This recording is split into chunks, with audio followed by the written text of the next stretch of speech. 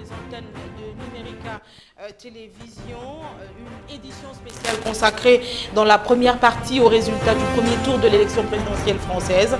Résultats que nous commenterons avec le professeur Eddy Tambwe Siltombe en cours du journal Mais avant, présidentielle française. Eddy Tambwe, bonsoir. Ce journal sera co-présenté avec Win Morofel. Bonsoir Win Morofel. Près de 47 millions d'électeurs français étaient aux urnes ce dimanche pour le premier tour de la présidentielle.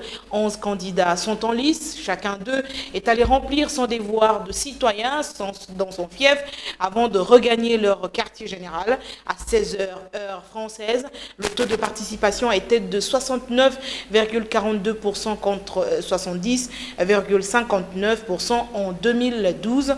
Un retour sur image. Quelques photos pour Emmanuel Macron entouré de ses soutiens. C'est au Touquet où il possède une résidence secondaire que le candidat d'En Marche a choisi de voter. Petit bain de foule devant le bureau de vote de la mairie avec son épouse avant de glisser son bulletin dans l'urne. À la mairie du 7e arrondissement de Paris, François Fillon arrive accompagné de ses officiers de sécurité. Le candidat du parti Les Républicains affiche une certaine décontraction. Comme tous les électeurs, il attend son tour dans la file d'attente. Vient ensuite le moment du vote. Marine Le Pen, de son côté, était dans son fief d'Hénin-Beaumont pour voter. Tout un symbole pour la candidate du Front National, souriante et confiante, accompagnée du maire frontiste de la ville et d'autres cadres du parti d'extrême droite. À Trappes, commune des Yvelines, dont il est conseiller municipal. Petit tour dans l'isoloir pour Benoît Hamon.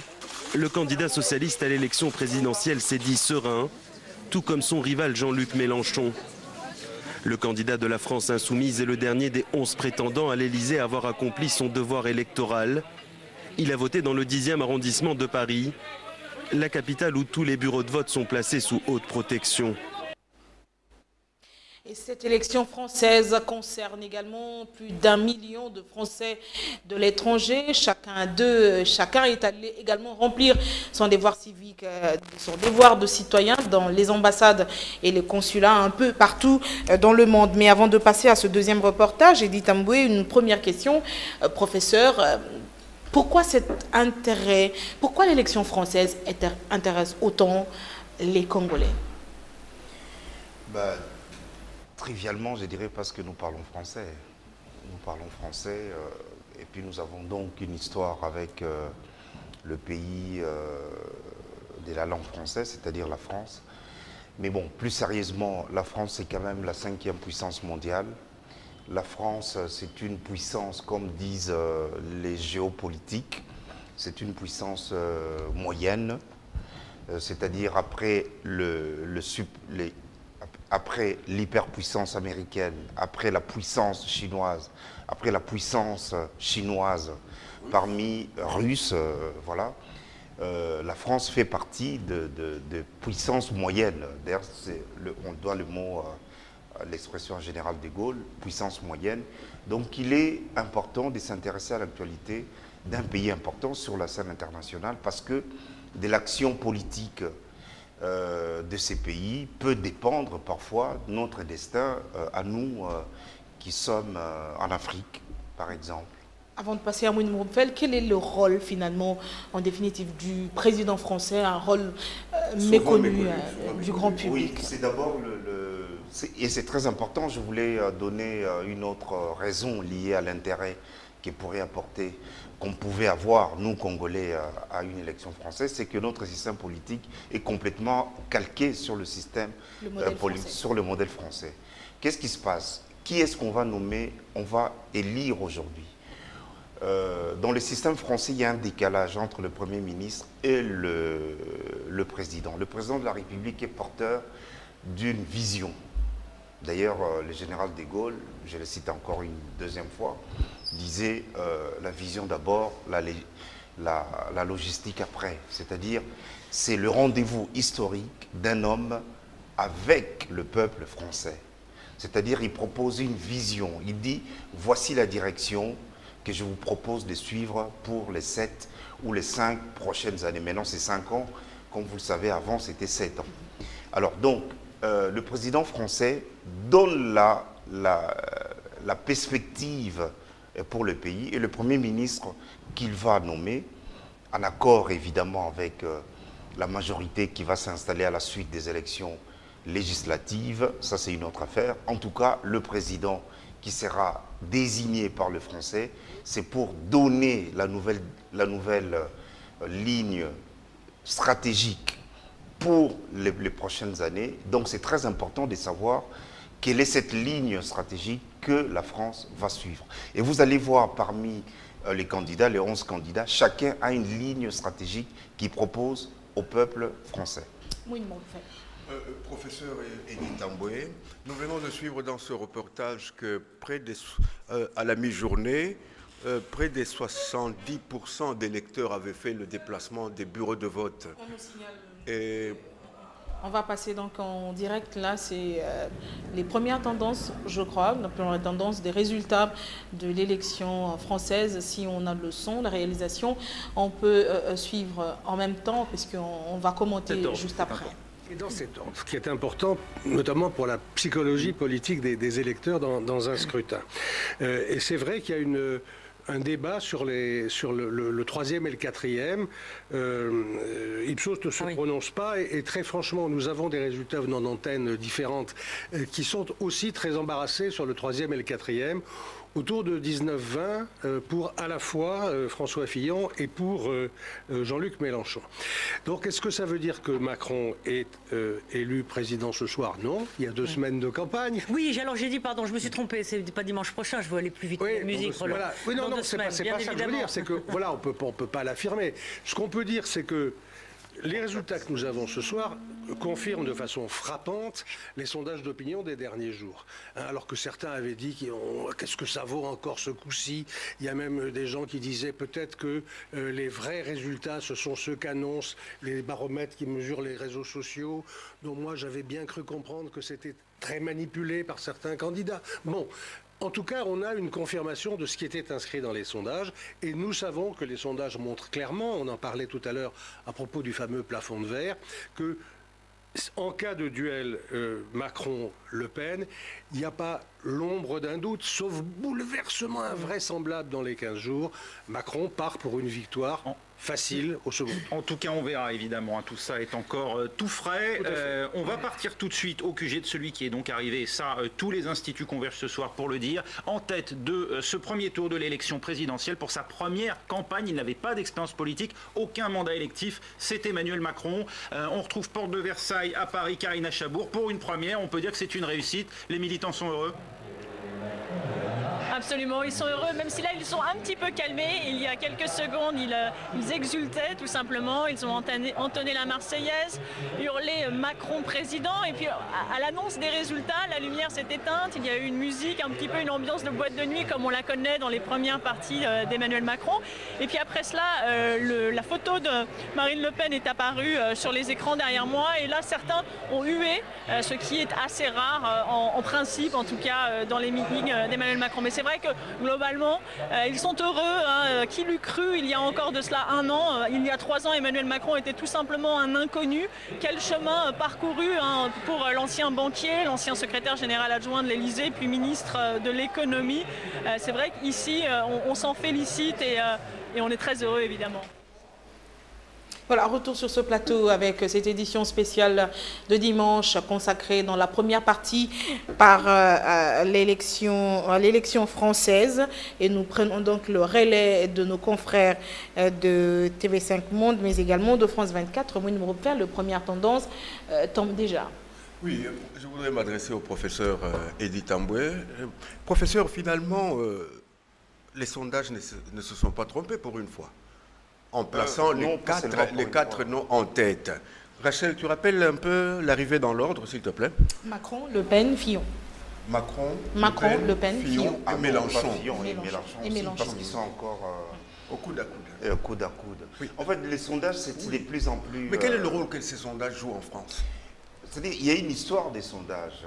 Enfin, pardon de le rappeler, moi-même, j'enseigne cette matière. Ça fait partie des matières que j'enseigne, puisque j'enseigne la communication politique. Aujourd'hui, nous avons de plus en plus les techniques des sondages se sont affinées, c'est-à-dire avec l'émergence avec l'affinement des nouvelles technologies de l'information et de la communication, et plus globalement des médias, aujourd'hui on sait, à quelques exceptions près évidemment, les grandes tendances sont connues. Donc il était clair, on le sait depuis quelques semaines, que c'est Macron, en tenant compte de la sociologie du pays qu'est la France, on savait que c'est Macron qui serait en tête des listes. Bien sûr, c'est la science, il y a aussi des exceptions, il y a aussi des interférences historiques brutales. Par exemple, Lionel Jospin, qui avait tout en 1992 pour être au second tour avec Jacques Chirac. Mais pendant une semaine, il y a eu des attentats, il y a eu des actes de violence en France. Ça, c'est exceptionnel, qui font qu'un candidat ne soit pas placé selon les prédictions des sondages. Aujourd'hui, les sondages utilisent des méthodes scientifiques. Mais est-ce que ces sondages influencent les votes, par exemple? Oui, il y a une dialectique entre les sondages, les sondés et donc les électeurs. Évidemment, dans une élection comme celle-là, il y a une bonne part des indécis. Ça peut arriver à 20 ou à 30%. Alors les sondages, alors les indécis, c'est quoi? Plus je regarde la télévision, parce qu'aujourd'hui les médias ont une puissance d'influence énorme. Je voudrais quand même nous rappeler que, par exemple, nos enfants passent plus de temps avec le média qu'avec le parent, c'est-à-dire la télévision, Internet, tout ça. Donc les médias, dans la vie d'un peuple, dans la vie des populations et donc dans la vie des électeurs, jouent un rôle prépondérant. Il est clair que parmi le 20 à 30% des gens qui hésitaient, le fait qu'ils consomment des résultats des sondages, ils peuvent être enclins à suivre ces résultats-là. Donc ça, c'est un cas classique d'influence. Professeur, parlons un peu de celui qui est arrivé en tête, oui. Emmanuel Macron. Il a été ministre de François Hollande, oui. Qu'à ce titre n'est pas le moindre ministre de l'économie quand même. Oui. C'est-à-dire que jusqu'à un certain degré, il a partagé le passif de François Hollande qui est en chute libre dans les sondages. Comment expliquez-vous cette singularité de l'homme, cette remontée spectaculaire? Il est singulier d'abord, je ne vais pas aller dans sa vie privée, c'est quelqu'un qui a... il est dans une modernité qui ressemble aux gens qui habitent en ville aujourd'hui. C'est quelqu'un qui a... bon, pour entrer dans sa vie privée, c'est quand même un homme public, on peut donc en parler. C'est quelqu'un qui a une conception étrange du mariage. C'est la nouvelle vague, c'est la nouvelle sociologie européenne aujourd'hui. Il a 38 ans, il n'a pas 40 ans. C'est quelqu'un dont les parents ont été des cadres supérieurs, parce que son père, c'est un prof de médecine, et sa maman, c'est un prof d'histoire, je crois. Et c'est quelqu'un qui a travaillé dans les banques et qui est de gauche et qui est d'une gauche sans complexe. La droite souvent ironise sur cette gauche en évoquant le terme de gauche caviar. C'est la nouvelle gauche qui est sans complexe, qui peut parler d'argent. D'ailleurs, je suivais dernièrement une interview de Macron sur l'argent. Il disait, je suis comme Karl Marx qui disait, il ne faut pas avoir peur de l'argent, donc il faut considérer l'argent. Parce qu'il vient d'une tradition des gauches qui tient de Michel Rocard. Pardon des données, mais c'est important d'établir la filiation historique de Macron. C'est la gauche, mais pas n'importe quelle gauche. C'est une gauche qui se veut moderne, sans complexe. C'est un jeune qui dit la gauche a essayé des solutions qui n'ont pas marché, la droite a essayé des solutions qui n'ont pas marché. Moi, je prends ce qui est bon dans la gauche, je prends ce qui est bon dans la droite qui a dirigé. Il a 38 ans. Ça signifie que c'est un jeune, il est issu de nouvelles technologies de l'information et de la communication. Et là, c'est même la victoire des nouvelles technologies. Il est donc dans la modernité la plus avancée. Et parmi tous les candidats, c'est les candidats les plus modernes, parce que le plus jeune, il peut rappeler un peu Giscard d'Estaing, qui lui a été élu en 1977, mais il avait 47 ans. Mais lui a encore moins. Ça signifie que c'est la jeunesse qui s'empare du pouvoir en France, pays des vieux, il faut les rappeler. La France, c'est le pays des vieux. La France, c'est le pays où on arrive président de la République après 60 ans. Nicolas Sarkozy et François Hollande, qui ont été présidents plus ou moins 55 ans sont des exceptions. En France, on arrive au pouvoir comme François Mitterrand, après 62 ans, comme De Gaulle à 65 ans, comme Pompidou bien vieux, comme Jacques Chirac à 72 ans. Donc voilà, c'est ces jeunes qui arrivent et c'est très important pour l'Afrique de saluer, pas de saluer positivement, mais de saluer, c'est-à-dire de remarquer la montée d'un jeune qui n'a pas 40 ans, qui arrive aux affaires, puisque je pense qu'il sera président de la République, qui arrive aux affaires, qui s'empare du pouvoir de la 5e puissance du monde. Macron, je rappelle, 23,7%, Le Pen, 21,7%, Jean-Luc Mélenchon, 19,5%, François Fillon, 19,5%, ex-aequo, Benoît Hamon, 6,2%. Professeur Eddy Tambwe, ce jeune président, s'il est élu président de la République française, Emmanuel Macron, il fera face à quel dossier? Quelles seront ses priorités par rapport les défis du futur président par rapport à la politique française, mais également la politique mondiale? L'emploi. Je crois que la politique mondiale ne sera pas importante pour Macron. Je crois qu'un président français aujourd'hui n'a qu'une seule problématique, c'est l'emploi. Professeur, dites-nous un peu... On a beaucoup parlé d'abstention avant ce premier tour, mais les chiffres qu'on entend là, c'est près des 70%. C'est-à-dire que les électeurs se sont quand même déplacés. Alors, on a beaucoup parlé de Macron. Comment expliquez-vous le score de Le Pen, Marine, pas Le Pen? Le Pen est à l'embuscade depuis, on peut dire, 20 ans. Depuis Le Pen, ça monte depuis 1972. Le Pen. Le Pen comme phénomène. Il faut savoir que la montée de l'Europe, la montée de l'idée de l'Europe a fait que, enfin l'abstention c'est 23%, la montée de l'idée Le Pen est liée ces dernières décennies à la montée et corollaire à la montée de l'idée de l'Europe. L'Europe, c'est le continent qui a produit 2 guerres mondiales dans un siècle. C'est le pays qui a produit des guerres depuis les premières heures de l'humanité. L'Europe était une chance pour les Européens de construire un espace. On oublie souvent de dire que l'Europe occidentale, c'est le plus grand espace économique. L'Europe occidentale est plus développée que la Chine. C'est la première puissance mondiale. C'est l'Europe occidentale, c'est-à-dire l'Union européenne réunie. Alors maintenant, qu'est-ce qui se passe? Cette Europe qui a décidé de mettre sur la table, c'est-à-dire le peuple européen considère que l'idée européenne est centrale aujourd'hui pour leur vie, parce que ça empêche, ça impose la paix au cœur du monde, parce que c'est l'Europe qui a structuré géopolitiquement le monde entier. Il faut rappeler que les Américains sont tout simplement des Européens qui se sont déplacés, par exemple. Donc voilà. Donc l'idée de l'Europe s'est imposée au niveau des politiques nationales européennes. Mais cela a eu pour conséquence de laisser une frange des populations européennes qui regardent l'Europe avec une sorte de distance, qui considèrent que les décisions européennes prises à Bruxelles ne tiennent pas assez compte de leur quotidien.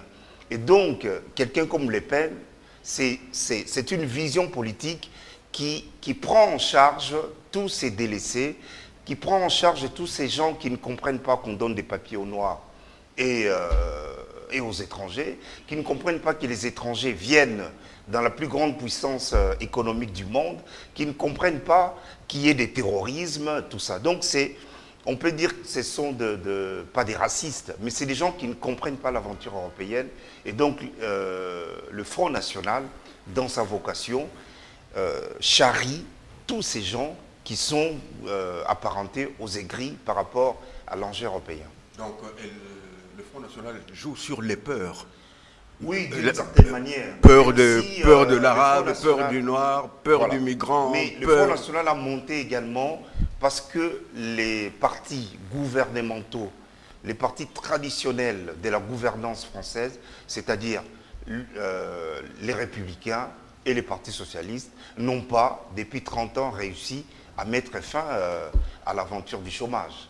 Donc le Front National a trouvé là un terreau pour développer un discours, un discours apparenté à l'échec de l'Europe. On va quand même prendre ce deuxième reportage sur l'élection française des Français à travers le monde entier. Plus d'1 million des Français de l'étranger a voté. Chacun est allé également remplir son devoir civique, son devoir de citoyen dans les ambassades et les consulats un peu partout à travers le monde, mais également à Kinshasa aussi. Suivez ce reportage. Influence record à Londres. 42 bureaux de vote, le plus important au cœur de la communauté française, le lycée Charles de Gaulle. Des électeurs déterminés. Il faut qu'on vote, c'est important, très important. Même avec 3 heures de queue? 4 heures, 5 heures, 6 heures, on le fait. Mais pour certaines familles, une trop longue attente. J'ai pas le courage d'attendre 3 heures pour mon vote, c'est pas possible, j'ai un enfant. Montréal, Canada. 57 000 électeurs, un seul bureau de vote. Alors, la file d'attente serpente dans le quartier, sous un ciel pluvieux. Il faut bien un café à ces électeurs très patients. Israël, Tel Aviv. Des électeurs très nombreux, mais certains ici prennent leur mal en patience. Autre continent, l'Asie, Hong Kong. Devant l'école française, une file d'attente raisonnable. Les attentats en France marquent les esprits. On a eu quelques attaques terroristes en France ces dernières années, mais ça n'a pas influencé mon vote. Encore plus loin, Sydney, Australie. Ces Français du bout du monde ont terminé de voter il y a 18 heures.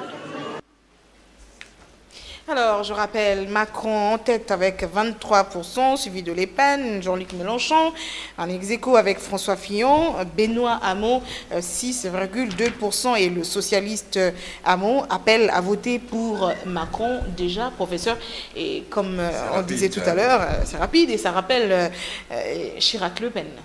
Oui, enfin, il est socialiste, il ne faut pas l'oublier. Il est socialiste, mais d'un socialisme moderniste, la troisième gauche, comme on disait, c'est un rocardien, c'est-à-dire la modernité, c'est-à-dire la gauche qui prend l'économie sans complexe, la gauche qui veut faire comme la droite, mais avec un logiciel de gauche. Donc il est tout à fait normal que les socialistes aujourd'hui, notamment Hamon, votent, demandent les électeurs à aller vers Macron. Ils n'ont pas beaucoup de choix. Surtout que sa chance historique, c'est d'être en face de Le Pen. Et donc, la France, qui aime bien faire des leçons au monde entier, ne pourra jamais accepter. Les partis traditionnels vont tous appeler mécaniquement à voter pour Macron. Voilà. C'est aussi simple que ça. Quelles leçons les Congolais, les politiques congolais peuvent tirer de l'élection présidentielle française? C'est la dynamique, c'est-à-dire c'est la preuve que la politique est une aventure dynamique. C'est la preuve que nous allons de plus en plus vers la rapidité. C'est-à-dire nous qui sommes dans un pays englué dans des conflits politico-politiques qui n'en finissent pas. Ça, c'est une sorte de leçon de la rapidité d'une société bloquée comme la nôtre, de donner la chance à une aventure. C'est une aventure. Je vous dis, la politique française est une politique traditionnelle, mais que le Français accepte Macron, 38 ans ou 39 ans, qui n'était même pas connu il y a 5 ans ou 6 ans, ça signifie que les gens lassés veulent donner la chance à une nouvelle lecture de la société, à une nouvelle vision de la société, une vision très rapide. Et c'est ça qui manque dans notre pays. Notre pays que nous aimons tant, il manque une rapidité. Regardez, on passe d'un dialogue à un autre. Ce n'est pas sérieux à la limite. Donc nous devons apprendre aussi à aller vite. La vie est une dynamique. L'économie est une dynamique. L'économie a peur des lenteurs. L'économie, c'est la rapidité. Notre classe politique doit apprendre la rapidité. Et Macron, c'est la rapidité. Le respect des lois qui régissent l'État, c'est aussi ça, la leçon à tirer de la politique française. Oui, bien sûr. Les textes, notamment la Constitution de la République, aux élections, voilà. Peut-être une dernière question. Non, là c'est un cas différent, il ne faut pas me faire dire ce que je n'ai pas dit. Peut-être une dernière question au professeur Tamboué. Moi je parle de la dynamique comme moteur. La politique c'est l'art du possible. La politique, c'est quoi? La politique, c'est l'art de rendre possible les besoins de la société. La politique a donc besoin de la dynamique, de la rapidité, et c'est tout ce qu'on peut retenir de cette élection française. Les Français, enfin, ces vieux peuples, acceptent la rapidité. Voilà. Oui, peut-être une dernière question, Rachel va nous congédier. Professeur, dites-moi un peu, est-ce que vous pensez que le Brexit s'est invité d'une manière ou d'une autre dans l'élection française qui vient d'avoir lieu? Je ne sais pas dans quelle mesure, mais le Brexit, c'est le nom à l'Europe. On connaît... et il n'y a pas plus européen que Macron. On connaît la position du Front National sur l'Union européenne. Sur l'Union européenne. Mais les Français, à l'ordinaire, sont contre l'Europe. Une certaine France est contre l'Europe. L'Europe est une aventure d'une minorité qui a imposé à la majorité, qui a fait croire, qui a convaincu la majorité qu'il n'y a pas de paix durable en Europe en dehors de l'aventure européenne. Je pense que Macron, c'est l'antithèse de Brexit. Macron, c'est la modernité. Macron, c'est l'Europe. Mais quelle Europe, ça, on le verra dans les heures, enfin, en tout cas dans les semaines qui suivent. Oui, alors, un pronostic pour le deuxième tour, peut-être? Bien sûr, Macron. Il n'y a pas, parce que la France qui aime tant faire des leçons, comme je disais tout à l'heure, sera obligée, en tout cas les partis politiques français traditionnels, c'est-à-dire même Mélenchon, les Républicains, tous les partis qui ont l'habitude de diriger. J'appelle partis traditionnels ceux qui ont l'habitude de diriger, le parti de la gouvernance classique. Ils seront tous obligés, par la loi démocratique, d'appeler à voter Macron, parce qu'ils ne peuvent pas appeler à voter pour Le Pen, ça ne serait pas sérieux. Merci beaucoup à Mouine Mofel, avec qui nous avons co-présenté cette première partie du journal de dimanche consacrée à l'élection présidentielle française, avec comme invité le professeur Eddy Tamboué, et je rappelle les pronostics, disons, on va dire les résultats.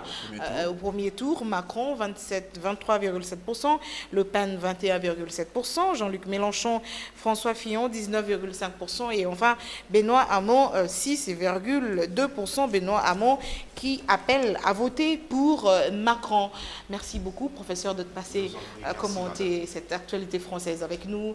La deuxième partie de cette édition est consacrée à la rétrospective de l'actualité de la semaine sur les antennes de Numérica.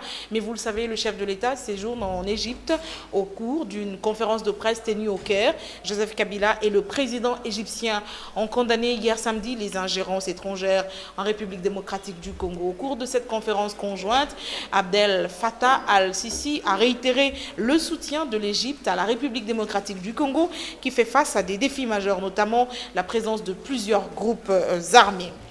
En sport, pas de vainqueur entre l'SV Club de Kinshasa et le FC Renaissance du Congo. Le match n'est pas allé à son terme. L'arbitre a arrêté le match à cause de la pluie. Les deux équipes étaient à égalité parfaite. Un but partout. Tadi Eketiama et Tekiama a répondu à Ayaku, auteur d'un super but. Le match s'est joué dans le cadre de la manche allée du championnat national. Yannick Mbouyamba, tapis du Tounou, retour sur image. Le troisième face-à-face de l'histoire entre l'association sportive V-Club et le football club Renaissance du Congo n'est pas allé à son terme. La pluie est venue perturber ce match, comptant pour la manche allée du play-off du championnat national. Mais avant la pluie, les deux équipes ont développé un beau football. La première alerte est venue de l'écurie orange qui oblige le gardien de l'association sportive V-Club de sortir de son cage pour dégager le ballon. 5 minutes après, l'ASV Club va réagir avec un tir non cadré. Le dauphin noir pousse et le centre du latéral gauche Ngoma Muzinga trouve la tête de l'international rwandais Ernest Sugira. La réaction du FC Renaissance ne s'est pas fait attendre. À la 28e minute, l'écurie orange obtient un coup de pied arrêté. Et le Ghanéen Ayouk ouvre le score suite à une erreur d'appréciation du gardien de l'ASV Club. Le ballon est parti. L'arbitre de la rencontre renvoie les deux équipes au vestiaire sur le score d'1-0. À la reprise, Etekiama remplace Ernest Sugira, un coaching payant de Florent Ibenge, puisque l'international rwandais va égaliser à la 50e minute.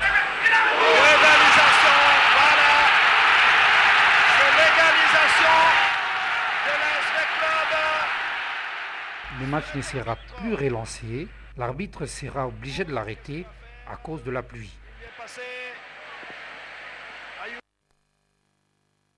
Voilà, merci beaucoup. Bonsoir Laurent Otumbe. La deuxième partie de cette édition sera consacrée à l'actualité politique dans le pays. Laurent Otumbe, bonsoir. Merci de nous rejoindre sur ce plateau pour commenter l'actualité. Vous avez fait l'actualité la semaine finissante. Président de la Ligue des jeunes du parti SID, le parti du député Martin Fayoulou, et vous avez démissionné. C'est avec vous que nous allons commenter. Je vous laisse le temps de souffler. Passons à la rétrospective de la semaine maintenant. La semaine débutait lundi 17 avril. Une sélection de Mouinou Roupfel, des images de Eric Ndongala, Doudou Kassouba, Eric Kalambaye dans un montage assuré par Carlos Pakiassa. Lundi, nous faisions le constat alarmant sur lequel la lutte contre le sida donnait des signes d'essoufflement, comme si la pandémie plus présente et mortelle que jamais avait tendance à être banalisée. Les campagnes médiatiques orchestrées naguère ont disparu. Nous avons interrogé les responsables du programme national de lutte contre le sida. Ils sont d'un ton du tout de notre avis. Ils sont tous de notre avis. Suivez ce reportage. Le sida est-il dorénavant ravalé au rang des maladies banales comme un simple rhume saisonnier ou encore une conjonctivite? Le constat est alarmant. Depuis 5 ans au moins, les mises en garde affichées sur des panneaux géants le long des grandes artères ont disparu. Aucune campagne médiatique n'est visible et les structures étatiques, pourtant régulièrement financées par les fonds publics et une kyrielle de partenaires étrangers, peinent à mener un programme cohérent dans la lutte contre la pandémie. Pourtant, le sida continue à tuer. Votre constat n'est pas faux. Il n'est pas faux, mais il faut dire aussi que il n'y a pas très longtemps, donc à l'occasion de la journée internationale de zéro discrimination par rapport aux personnes vivant avec des personnes infectées, le ministère de la Justice, et la justice, disons, a eu, avec l'appui des partenaires, notamment l'ONU-SIDA, le PNUD, a organisé une campagne de sensibilisation autour de ça.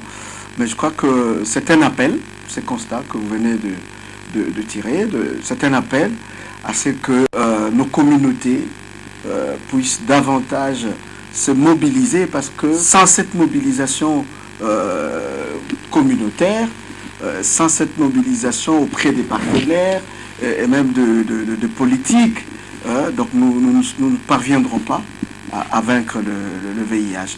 Peut-être pas autant que le paludisme, mais il est bien présent et sous une forme insidieuse, il fait chaque année des milliers de victimes. Au programme national de lutte contre le sida, curieusement, la vie est tout autre. Mais disons que depuis la fin de financement de la Banque mondiale, directement au PNMLS en tant que tel, il faut dire que le premier bailleur de fonds, si je peux m'exprimer comme ça, c'est le gouvernement de la République. Donc, le PNMLS aujourd'hui est soutenu, n'est-ce pas, dans les cadres de ressources budgétaires de l'État. Mais il faut dire que ça permet quand même, tant bien que mal, de fonctionner.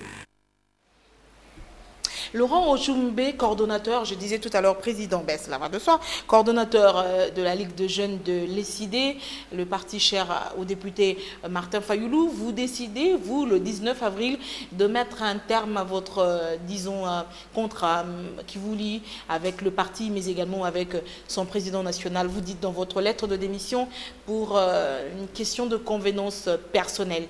Mais pourquoi maintenant choisir de quitter et choisir de laisser tomber ce parti que vous dirigez la Ligue de jeunes? Pourquoi maintenant? Bonsoir madame, bonsoir. Et bonsoir à vos nombreux téléspectateurs qui nous suivent. J'ai adhéré à l'ESID, je crois, 3 mois juste après sa création, et depuis lors nous nous battons ensemble avec l'honorable Martin Fayoulou pour un changement démocratique dans notre pays. Cependant, pourquoi nous avions choisi ce moment pour jeter l'éponge? C'est pour la simple raison que le pays est dans un tournant très fondamental de son histoire. Souvenez-vous que nous avons une crise sociale sans précédent. Nous avons l'insécurité dans plusieurs provinces qui écument le pays, mais également, depuis que nous avions amorcé la démocratie, nous sommes dans une période où presque toutes les institutions à mandat électif sont fait mandat. Donc, la population tient sérieusement à ce qu'on ait les élections pour avoir les dirigeants élus. Malheureusement, le rassemblement formation politique que nous avions créé avec le président Tshisekedi, qui a créé la plateforme à Angeval, avec un seul objectif de chasser M. Kabila le 19 décembre 2016. Et nous nous sommes battus infatigablement. Avec d'autres amis, nous avions créé la jeunesse du rassemblement, où nous étions le fer de lance pour penser à ce que, par des manifestations publiques, nous chassions le président de la République, ou tout de même lui faire pression à ce que les élections soient organisées. Heureusement ou malheureusement pour les uns, il est arrivé un moment où le dialogue a été comme promu, étant entendu que nous avions estimé que par les manifestations publiques, il y a toujours des dégâts collatéraux. Mais aujourd'hui, alors que l'accord du 31 décembre 2016 a été signé par la facilitation des évêques de la SENCO, où il a été acté que le Premier ministre devait provenir du rassemblement, chose qui est aujourd'hui faite, nous assistons à des tergiversations chroniques par des positions politiques prédéfinies à l'avance, à telle enseigne qu'aujourd'hui le rassemblement devient juste une caisse de résonance des injonctions qui, je ne sais, ça tombe d'où, et nous étions totalement réduits à de simples exécutants. C'est pour cette raison que tous les responsables de différents groupes de jeunes de partis politiques, je dis bien tous, ont décidé de faire un tournant de l'histoire dans les combats avec les rassemblements. Mais il se pose un point de courage politique pour les uns et un problème d'opportunité pour les autres. Mais sinon, dans les jours qui viennent, vous allez voir que les dirigeants des partis politiques et des rassemblements vont sécher leur formation politique respective pour nous rejoindre. Très bien argumenté pour que l'on comprenne la démarche, la manœuvre, le but de la manœuvre, plutôt la démission. Si vous décidez, vous, de tourner Kazakh, de quitter le rassemblement, de quitter les CID, où est-ce que vous trouverez une tribune pour vous exprimer et pour exiger l'amélioration des conditions sociales, la tenue des élections? Vous irez où? Vous rejoignez le camp de la majorité présidentielle? Non, malheureusement, nous n'allons pas rejoindre le camp de la majorité présidentielle. Vous vous situerez où? À partir de maintenant, où vous situez-vous? Vous êtes une grande journaliste connue comme telle. Je l'ai dit tantôt que demain, ou déjà après-demain, il y a une grande conférence de presse qui va inaugurer le début ou le lancement de notre mouvement politique, que tous les jeunes vont se retrouver derrière nous pour que nous menions un combat centriste, un combat de valeur pour l'amélioration des conditions de vie de nos populations. Alors qu'on parle de débauchage aujourd'hui, de ceux qui quittent le rassemblement pour X raisons, Y raisons, vous, comment voulez-vous que votre acte soit perçu par l'opinion, par le peuple, par ceux qui sont derrière vous, par vos militants, sinon de la trahison, sinon du débauchage? Sinon, le positionnement personnel, à la recherche d'un positionnement peut-être. Pour ceux qui veulent l'entendre, il est évident que nous avions été reçus par son Excellence, M. le Premier ministre Bruno Tshibala, qui a été nommé conformément à l'accord du 31 décembre. Mais je crois que l'exemple que nous avions donné à l'opinion, c'est pour imprimer une certaine façon de consacrer une autre culture dans la vie politique. Lorsque vous n'êtes plus d'accord avec l'orientation politique prédéfinie à l'avance, il faut savoir quitter les choses. C'est pour cette raison que nous choisissons le bon moment, parce que nous sommes à un moment où les populations sont en train de perdre l'espoir. Nous avions voulu susciter cet espoir en disant à la population que nous devons respecter les institutions, nous devons accompagner le respect de l'accord de la SENCO pour que nous allions rapidement aux élections. Mais qu'est-ce qui change si les présidents, eux, sont fidèles à l'esprit du rassemblement, ceux qui sont sous le leadership de Félix et de Pierre Lumbi? Qu'est-ce que ça change? Madame, la population a une arme très importante contre nous. Une goutte d'eau dans l'océan, peut-être? Non, non, ce n'est pas une goutte d'eau dans l'océan. Vous allez voir, comme je l'ai dit, dans les jours qui viennent, ça sera ce qu'on appelle une tsunami politique, parce que j'ai dit tous les responsables des jeunes du rassemblement, elle que vous appelez vous radical, nous rejoignent rapidement pour que nous nous battions. Vous répondrez un jour devant le peuple de vos actes. Non, mais madame, je ne vous laisse pas dire ça parce que nous allons répondre positivement et vous verrez que pendant les élections, nous serons bénéficiaires de ce qu'on appelle la sanction positive politiquement organisée. Mardi, la rumeur qui courait à travers la ville depuis le week-end et faisant état de la suspension du chef de la police de Kinshasa était finalement confirmée. Le général Célestin Kanyama était bel et bien suspendu de ses fonctions. Pour preuve, c'est le commandant intérimaire Elvis Palang Nawej qui a présidé la parade du camp Lufungula. Reportage. La suspension du chef de la police de Kinshasa est confirmée malgré les démentis de l'intéressé tout au long du week-end précédent. Mais il n'y a pas de fumée sans feu, dit l'adage. Le général Célestin Kanyama est remplacé par le colonel Elvis Palang Nawej. La police nationale n'a pas communiqué sur les griefs reprochés à son général superstar. Et au cours de la première parade qu'il préside au camp Lufungula, le commandant intérimaire ne fait pas plus de révélations. Il se contente de rappeler les missions traditionnelles de la police. La coalition des amis d'Étienne Tshisekedi était en conclave au cours de la semaine. Ses membres réunis autour de Lisanga Bonganga Jean-Pierre ont officiellement réfléchi sur les mécanismes à mettre en branle pour amener le gouvernement à faciliter l'organisation des élections dans les délais fixés par l'accord politique du 31 décembre 2016. Nos équipes étaient sur place. Suivez ce reportage.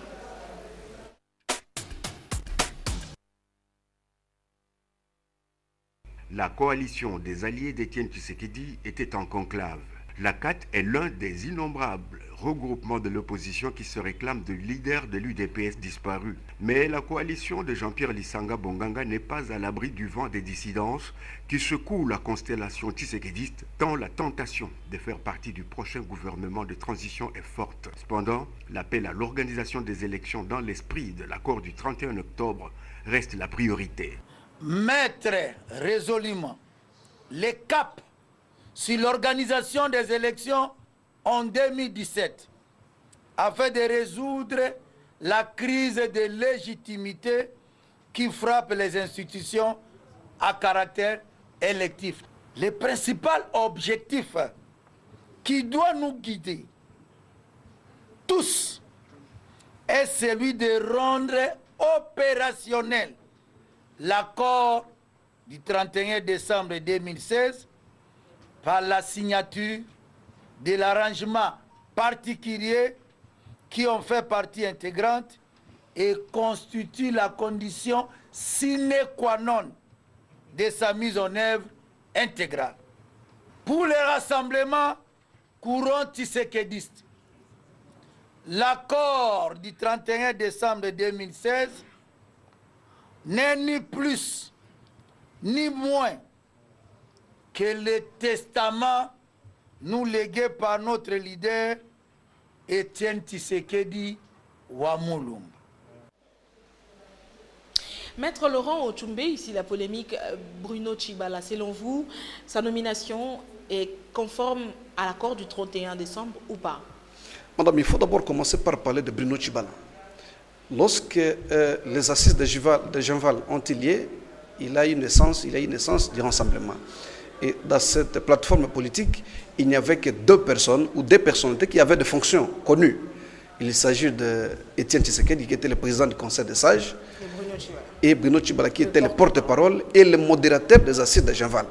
Donc, plus rassemblement que Tshibala aujourd'hui n'existe pas. Les autres étaient de simples invités. Mais comme ils ont apposé leurs signatures respectives au nom de leur plateforme, ils faisaient ou nous faisions partie du rassemblement.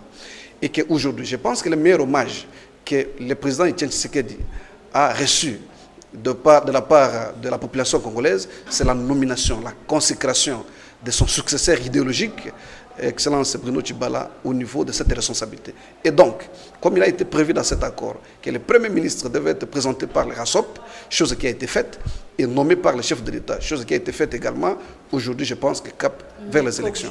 Qu'aujourd'hui le rassemblement sous le leadership de Félix Tshisekedi continue à exiger la nomination d'un Premier ministre conformément à l'accord. Un Premier ministre désigné par le rassemblement signifie quoi pour vous?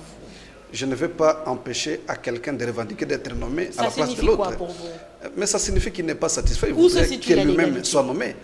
La légalité se situe au niveau du rassemblement qui a présenté Bruno Tchibala. Parce que n'oubliez pas qu'après la mort du président Tshisekedi, il y a eu deux camps. Il y a un cas qui a décidé autocratiquement de réformer cette plateforme politique. Et les autres ont dit non, avant même d'enterrer le président Tshisekedi, nous devons rester dans cette logique d'avoir un président du Conseil des sages. Si on retourne à la jeunesse, vous étiez vous à Jeanval. Qui ont créé Jeanval? Non, principalement, l'idée de Jeanval a été créée par le président Tshisekedi. Et qui a confié un mandat à Bruno Tchibala de modérer les assises. Bon, il y a plusieurs plateformes, dont vous savez, il y a la Dynamique, il y a G7, il y a AR, il y a le DPS et consorts. Disons. Oui. Et ces plateformes se retrouvent où pour la grande partie? La grande partie, la majorité de ces plateformes. Je pense que la grande partie, celle qui a la légitimité, celle qui garde l'authenticité du rassemblement, c'est celle qui est dirigée aujourd'hui par Joseph Olengankoy. Vous êtes sûr? Oui, mais c'est parce que celle qui incarne la légitimité, celle qui incarne l'âme. Vous dites ça pour faire plaisir à qui? Le président Tshisekedi n'est pas encore enterré. Alors que vous savez où se situe la légalité et la vérité. Madame, le président Tshisekedi n'est pas encore enterré. Il est là. Nous attendons à ce qu'il soit bénéficiaire des obsèques dignes. Nous l'avions souligné dans d'autres médias, sœurs ou frères, qu'il devrait d'ailleurs bénéficier du statut d'un héros national au regard du combat politique qu'il a eu à mener et de l'esprit démocratique qu'il a eu à donner à la population congolaise. Et je pense qu'avant sa mort, on ne pouvait pas réformer les rassemblements. Malgré les critiques auxquelles il doit faire face depuis sa visite au Premier ministre désigné, le chef de la MONUSCO poursuivait ses consultations de la classe politique congolaise. Jeudi, Maman Sidikou s'est entretenu avec le président de l'Assemblée nationale et de surcroît, secrétaire général de la majorité présidentielle.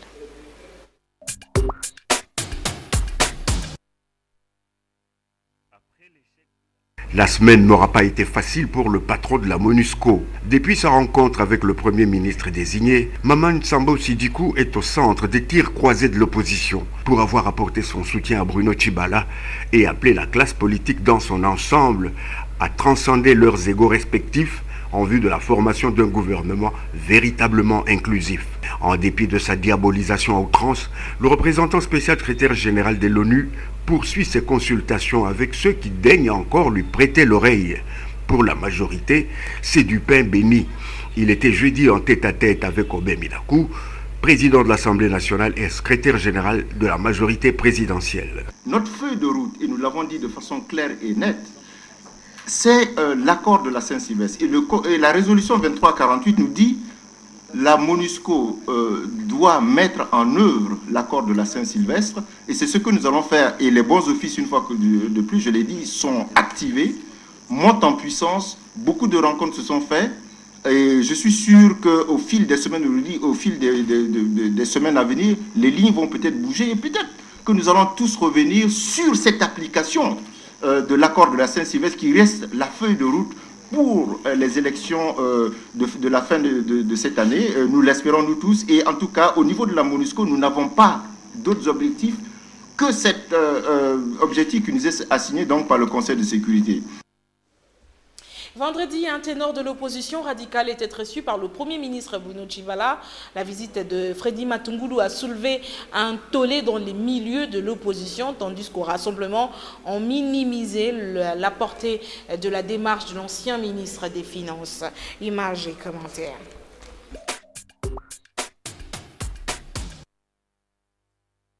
La nouvelle a littéralement affolé les réseaux sociaux. Freddy Matungulu Mbuyamo Ilankir, l'un des opposants les plus acharnés au régime, venait d'être reçu par le Premier ministre Tchibala. Si dans l'opinion en général c'est la stupéfaction, à l'y mettait en revanche on hausse les épaules. Quand un homme politique pose un acte, c'est en âme et conscience. Ce n'est pas à moi de répondre à cette question. C'est à eux d'expliquer à notre peuple pourquoi il se comporte de cette manière-là. Ce qui nous avait mis ensemble avec M. Matungulu, c'était la plateforme politique Les Rassemblements. Et les rassemblements est composé de sous-composantes ou bien des composantes des partis politiques, entre autres la Dynamique, dont M. Matungulu faisait partie. Mais malheureusement, la Dynamique avait déjà rompu avec ces derniers. C'est comme le cas de M. Olengankoy. Olengankoy est chassé de la Dynamique, il ne peut pas parler au nom du rassemblement. Mais toutefois, nous savons que le rassemblement représenté par M. Olenganko, c'est un rassemblement fabriqué par la majorité au pouvoir. L'homme, affirme-t-on là-bas, était devenu coutumier des retournements de Kazakh.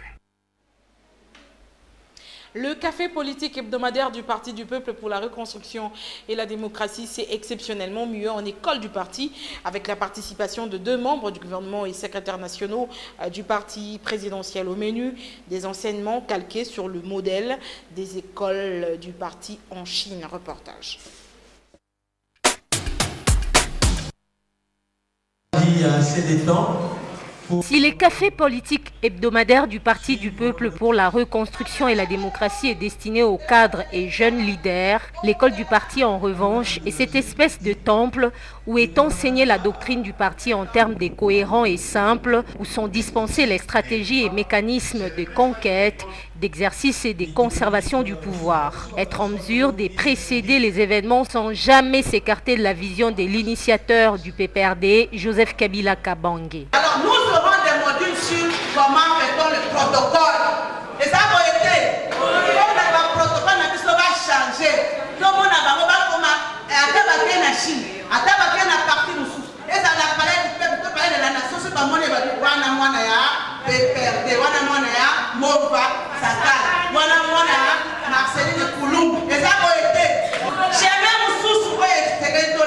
Le chemin du travail. C'est le travail qui ennoblit l'homme.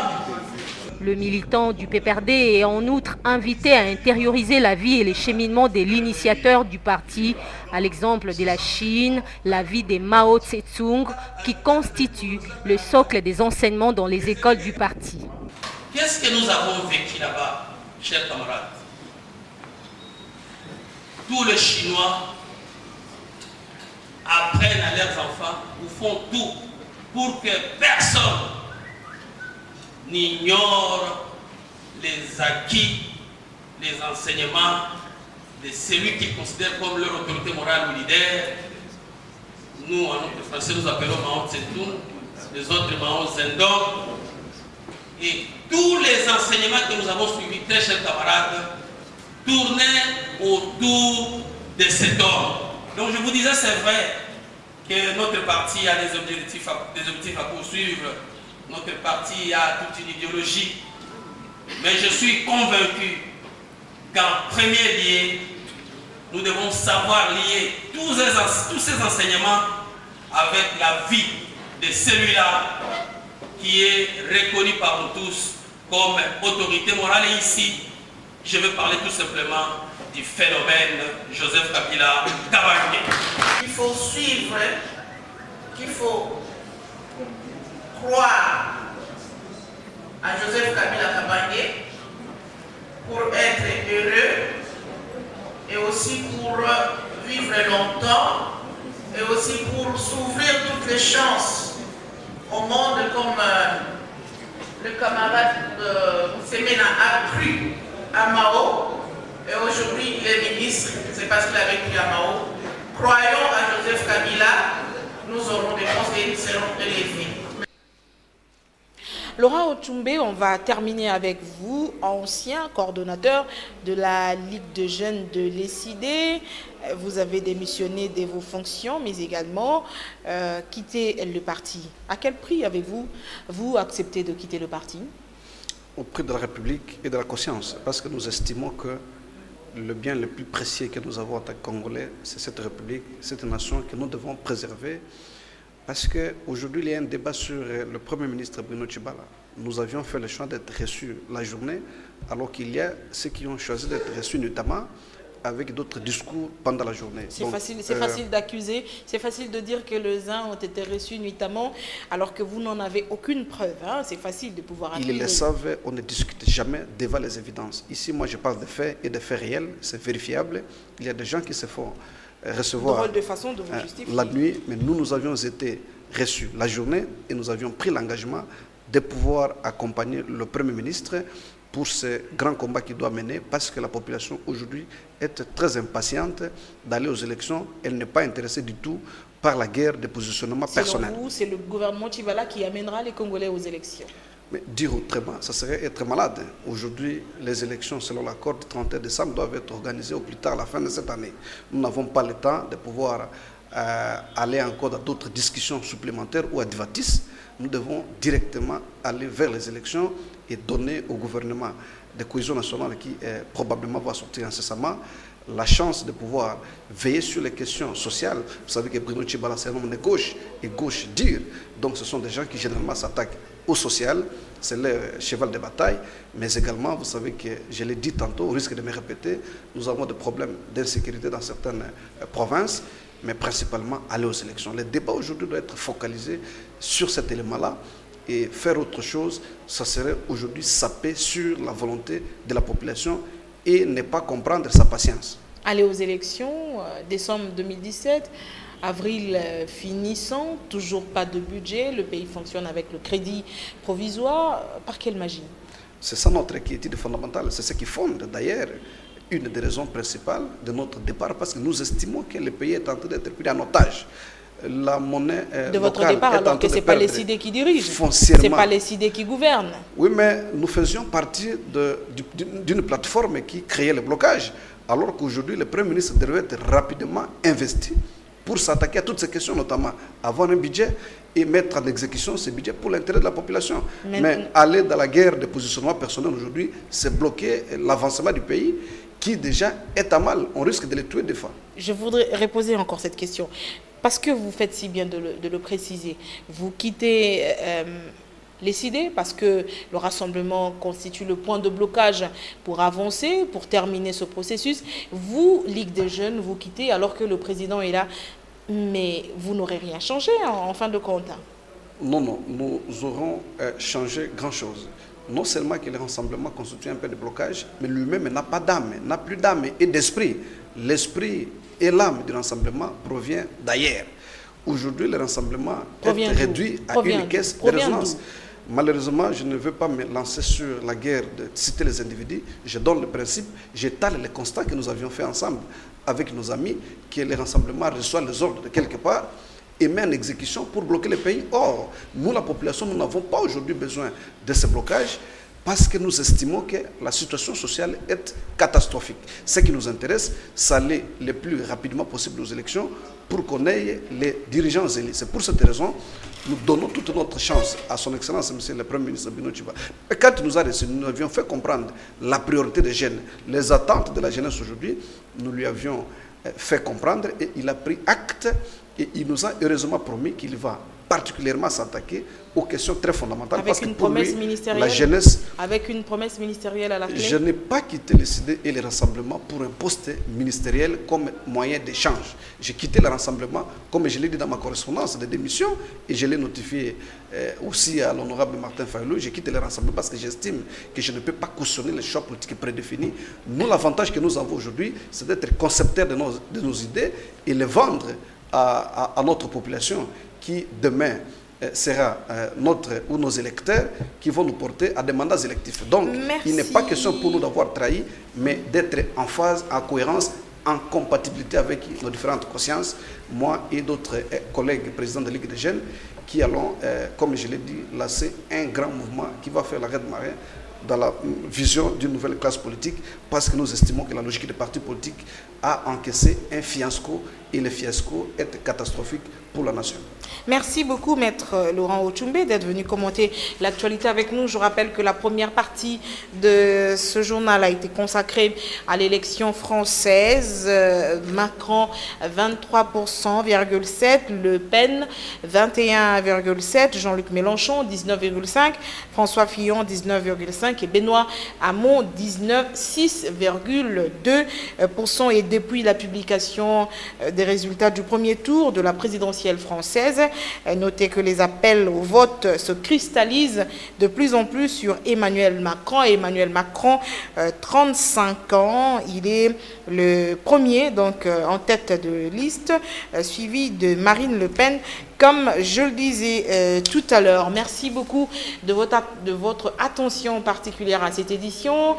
Vous nous suivez également sur le bouquet CPLA TV, Canal 98, disponible dans 24 pays dans le monde et dans plusieurs ambassades de la République démocratique du Congo. Exceptionnellement, je veux dire merci à toute la grande équipe qui a travaillé de commun accord avec nous pour réaliser donc cette édition dominicale. Eric Ndongala, Carlos Pakassa, Didier Boale, Amen Dimwani, Madame Kiki Kibambi, Mouinou Roumfel, le co-présentateur de ce journal, la première partie, et Yannick Mouyamba. À demain, bonsoir.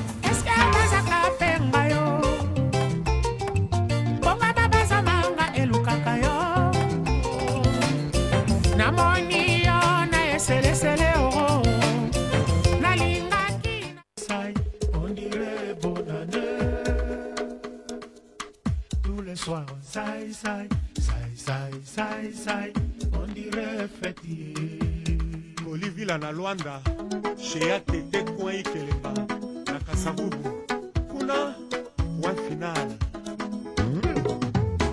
Alati kitoko, malasine lamba, titinzo so firma avantage. Rendez-vous nyonso, c'est na téléphone, mon torse partout, partout na Paris.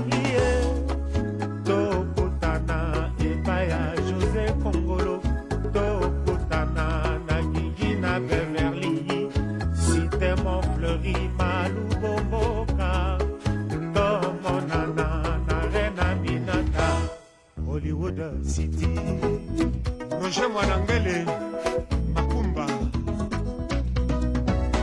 Allô, allô, savez-vous que oh, oh, ici chez nous l'ambiance est à gogo.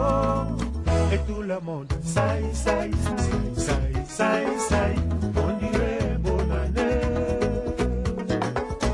Tout le monde saï, saï, saï, saï, saï, on dirait fêtier. Agence assure, chien parisien à la maillère. Kanisa Kini Dotika, Alembi Yana Bébé Mwamba, Bana Londres, yo, Bana Bundese, yo, Inope Bana Kaemba, yo, États-Unis na Canada, Bokanisa, Boka, et tout le monde, saï, saï, saï, saï. Saï, saï, on dirait bonne année.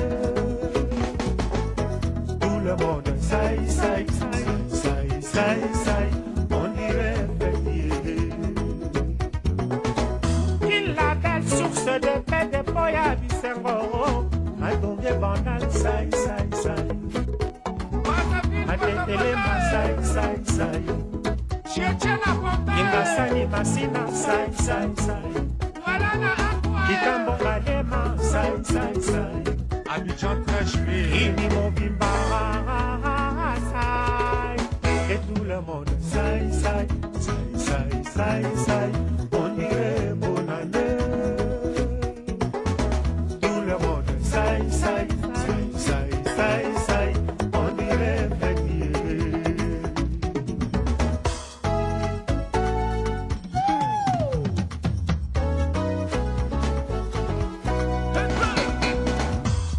Michel, référence à Sagui Charoufara.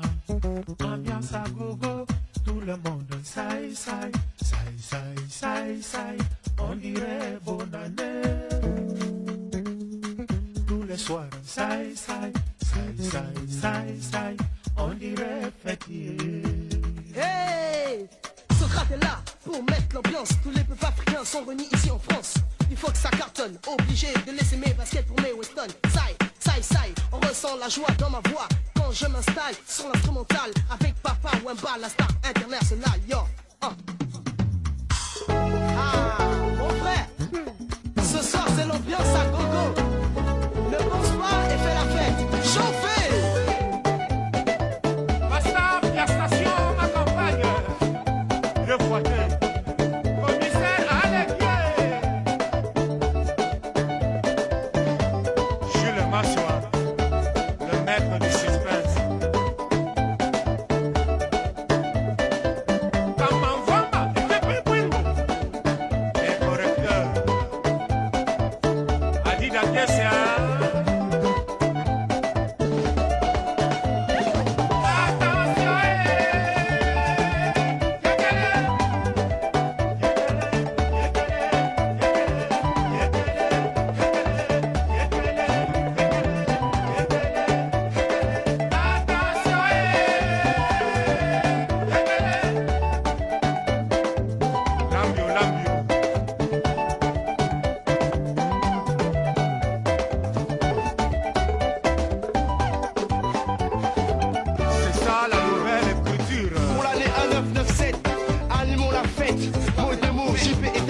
Comme ça, ouais, plus fort, mot démo.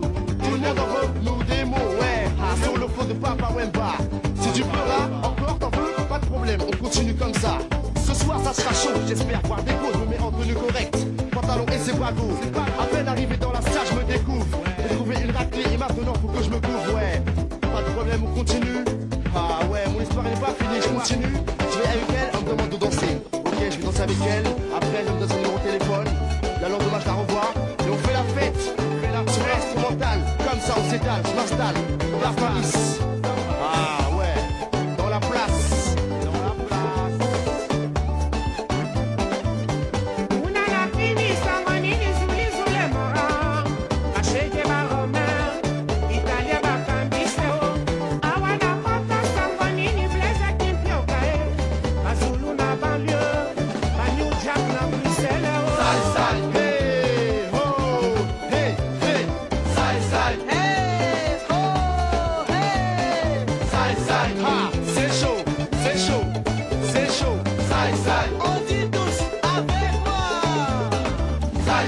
Et tout le monde ensemble, en cœur ce soir. On bouge le corps encore plus fort. Hey ho, hey hey hey. Hey ho, hey hey. Jean-Luc Moukoko, babomaka moto na pétrole te. C'est pour